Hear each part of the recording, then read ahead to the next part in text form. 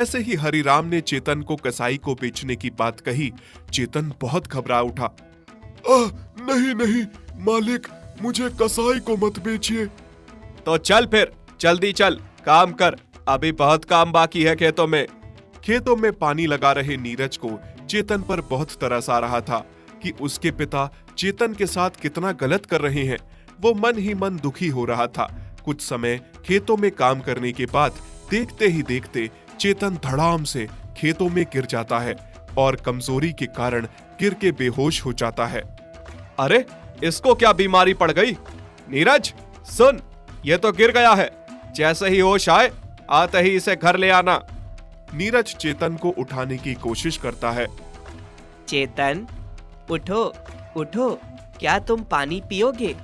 ये लो, थोड़ा सा पानी पी लो, जिससे तुम्हें होश आ जाएगा। नीरज चेतन को पानी पिलाकर होश मिलाकर घर आ जाता है। हाँ, तो चेतन, इतने सालों में मुझे नहीं लगा था कि तुम बूढ़े हो गए हो, लेकिन आज सच में मुझे लग रहा है कि तुम बूढ़े हो गए हो। अब तुम कोई काम नहीं कर सकते, तुम किसी काम के नहीं रह गए हो।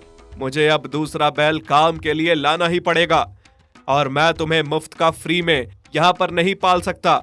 मैंने तुम्हें बेचने की बात कर ली है। थोड़े दिनों में ग्राहक आता ही होगा और वो तुम्हें आकर ले जाएगा। नहीं मालिक, नहीं, रहम कीजिए मुझ पर, मुझे ना बेचिए। बस मेरे उन दिनों को याद करके मुझे रख लीजिए। मैंने आपके खेतों में शिद्दत से दिन रात काम किया है। एहसान फरामोश, मैंने क्या तुम्हारे लिए कम किया है? जितना मैंने तुम्हें खिलाया पिलाया है, किसी दूसरे घर में होते तो आज तक तुम मर चुके होते। हरिराम अपने लिए एक जवान और नया बैल लेकर आता है। वही चेतन की जगह पे उसे रखता है, खूब खिलाता पिलाता है और चेतन को बाहर ठंड में बांध देता है और ना उसे चारा देता है ना पानी। चेतन अपने मालिक से बहुत दुखी था कि उसने अपने मालिक के लिए इतना कुछ किया और वो सब भूलकर अंत में जाकर उसके साथ ये सब कर रहा है। मालिक, आप इतने खुदगर्ज हैं, मुझे नहीं पता था। आज आपने एक नया और जवान बैल लाया, उसे अंदर बांध दिया और मुझ पर इतना भी तरस नहीं है। मुझे ठंड में बाहर बांध दिया और फिर ना पानी दिया ना चारा। क्या हम जानवरों की बस यही औकात है? बाबा, आप ये क्या कर रहे हो? नया बैल आने से आपने चेतन को बाहर बांध दिया, हालांकि अंदर जगह भी थी उसको भी अंदर बांधने के लिए, पर आपने उसे बाहर बांध दिया। इतनी ठंड में ना उसे खाना दिया ना पानी दिया। उस बेजुबान पर थोड़ा तो तरस खाओ। अरे बेटा, तुम इतनी चिंता क्यों कर लेते हो इन जानवरों की? ये जानवर होते ही ऐसे हैं, किसी काम के नहीं होते। कुछ समय तक काम आते हैं, उसके बाद फिर बूढ़े हो जाते हैं, फिर किसी काम के नहीं रहते। और वैसे भी इस चेतन का हमें करना ही क्या है, चाहे ठंड में बंधा हो या अंदर।